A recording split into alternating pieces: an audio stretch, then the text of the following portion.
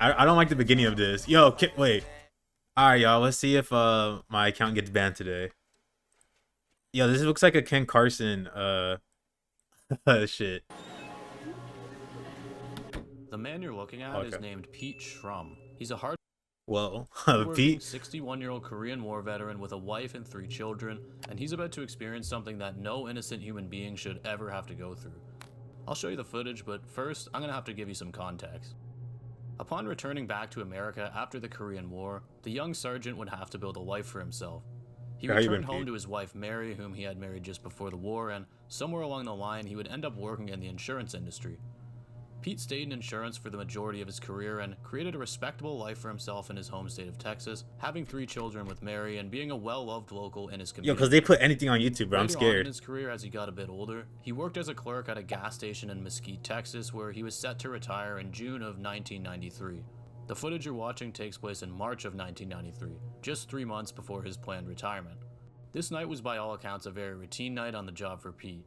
Ring people out for fuel and 99-cent treats, keep things tidy, and take any phone calls that may have come in. Somewhere along the line, though, things took a very dark turn. The footage starts with one of his regular customers, Peggy Wells, coming in to pay for a tank of gas. Pete tells her what she owes, and Peggy quickly realizes she forgot her purse, prompting her to run back out of the store and grab it. I was trying to read tanks. 93. I thought you'd forgotten me. No, I usually it takes about 20 minutes. I've got 6, 8, 6, 8, I got 48. I gotta put the gallons in. Does she just pull out a gun? Okay, got the wrong purse? Alright. Nothing about this was out of the ordinary until another customer walked in while Peggy was running to her car. This next customer begins talking to Pete, and as he's doing so, you can see a different man waiting right outside of the door. And I'm sure by now you can probably see where this is going. While the man at the counter distracted Pete, the individual who was waiting outside takes his opportunity and rushes in, pulling a gun on Pete and demanding that he opens the register. Yo, chill, bro. Pete complied without a hitch. Hey, chill that gun, bro. Unfortunately, there was one problem. The register only had $18 in it. This highly aggravated the armed criminal, resulting in him making the most disturbing choice he could have possibly made in this moment. He shot Pete 3 times in his abdomen before they both panic and run off with the money. Alright, bro. On the way out, he'd fire a couple more shots and hit Peggy in the shoulder as she was walking back in with her money, but interestingly, Peggy didn't even feel this at all, and she had no idea she was hit until after. What? She was focused on whether or not Pete was okay. Upon entering, she would get her answer and quickly leave to get help.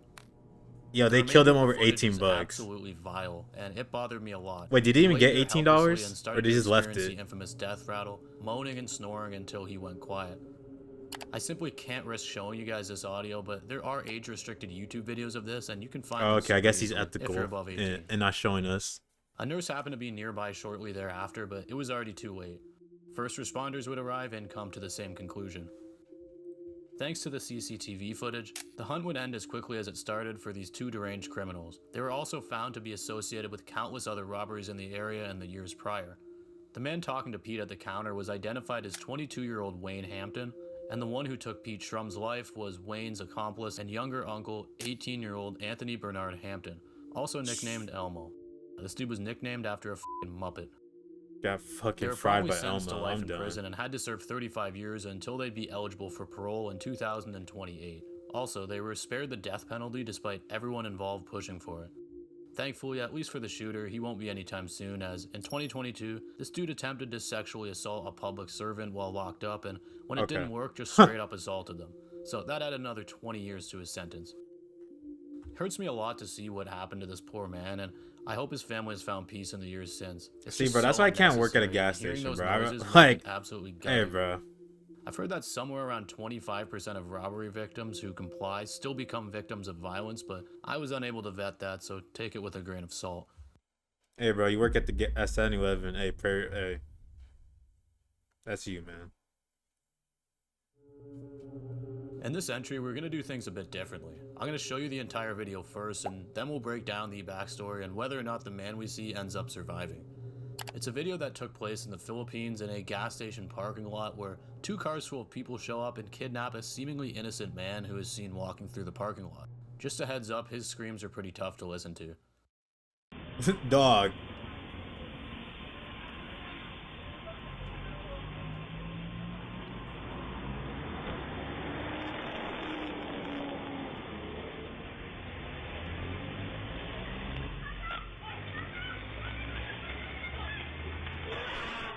God damn, they pulled up fucking 10 deep.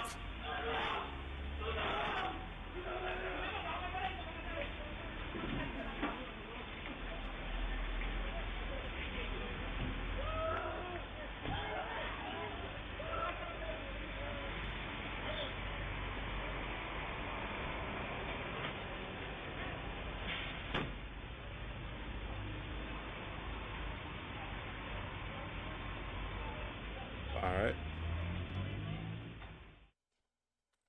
The video begins with nothing out of the ordinary occurring, but at a certain point we begin to see a man walking through the lot. When he's about halfway across, two vehicles pull up. The group of individuals inside hop out and rush this man, forcing him into one of the vehicles as he yells Talong, which is Tagalog for the word help. It's a pretty disturbing video, but did we ever find out what happened here?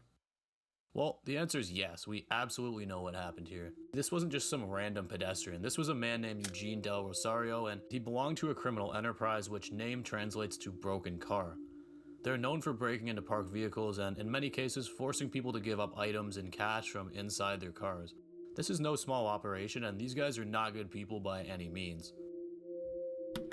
Before all this took place, Eugene had given a statement to the police naming all of his group members, which they would find out and absolutely not be happy with. Oh, that's why they There's no kidnapped shortage of him. bad actors in these police departments, so it's likely someone internal had tipped off the group. Just after arriving from Manila, I was like, he bro, was don't let- kidnapped in a gas station parking lot, and the story doesn't get any better from there. His body was found in the days following, and he was laying in a ditch with his hands and head wrapped in packaging tape. He was shot twice, one in the back of the head and one in his back. Executions and organized crime are no uncommon thing, especially in developing countries. It's a brutal game and everyone within it knows the code. Witnesses identified two They're of just the men in wasting the footage, and bullets. it led to 7 people being charged for what was caught on the closed-circuit television footage.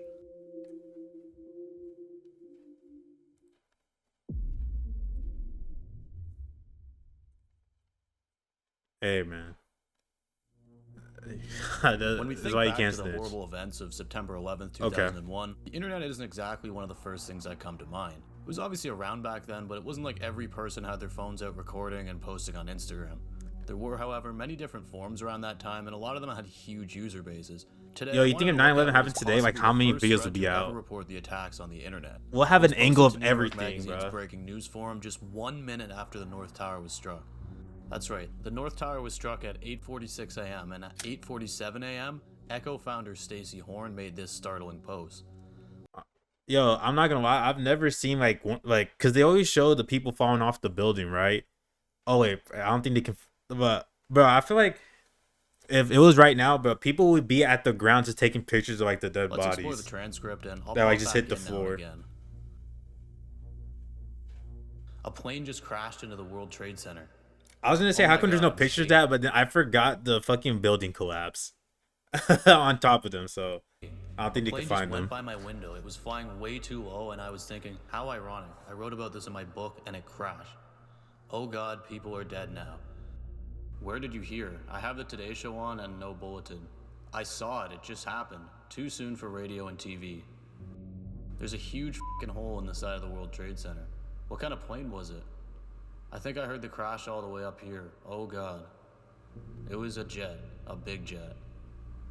It's on AM 820. NPR's FM signal has been knocked out and an eyewitness is now speaking.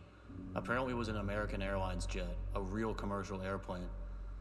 Someone guessed that it was a 737.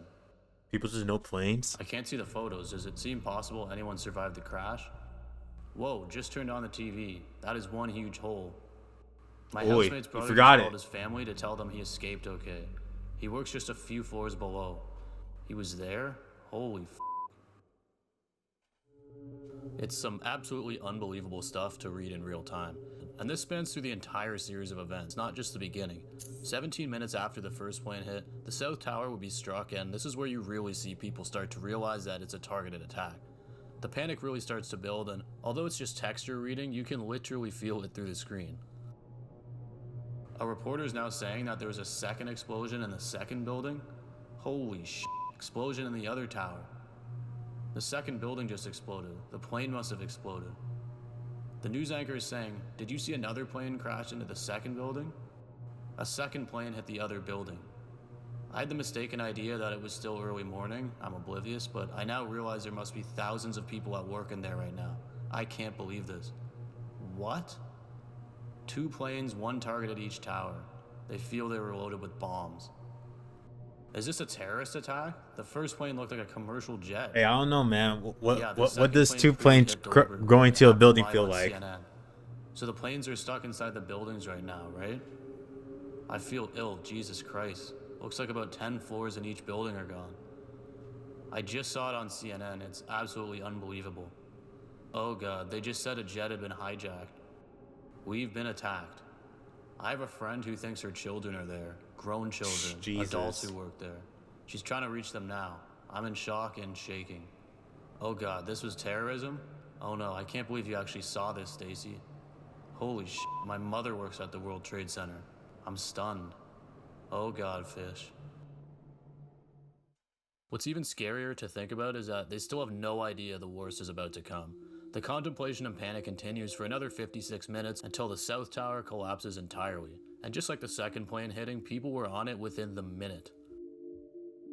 The top of the tower just collapsed. Oh God, it's collapsing. There was a credible threat made against the White House, hence the evacuations. The top, it collapsed. Oh my God, one of the towers just collapsed. Subways are closed, a third explosion in the World Trade Center area. Third? It fell to the ground. Oh God. This has been a living hell for those people in there. The whole building. Throughout the rest of the day, the debate, the fear, and the questions would only make themselves more apparent. It's a really interesting read, and if you want to go through it yourself, I put it down in the description. Also, on a positive note, at the very end of the thread, there was an update confirming that the user's mother was contacted and she was okay. So, amidst all the chaos, at least that part was wholesome to read. Also, huge shout out to Between Two Towers, the founder of the 9/11 archive. Almost all the information on 9/11 related topics that I use comes from their subreddit, and it's an incredibly cataloged domain of information. I highly recommend joining this subreddit if you're interested in the preservation aspect, or if you're just looking to learn something new. That's going to do it for this one, guys. Thank you so much for watching. I really appreciate it. If you enjoyed this type of dark material, please consider liking and subscribing, but if not, that's okay too. I upload 2 or 3 videos like this every week, and I appreciate you watching nonetheless.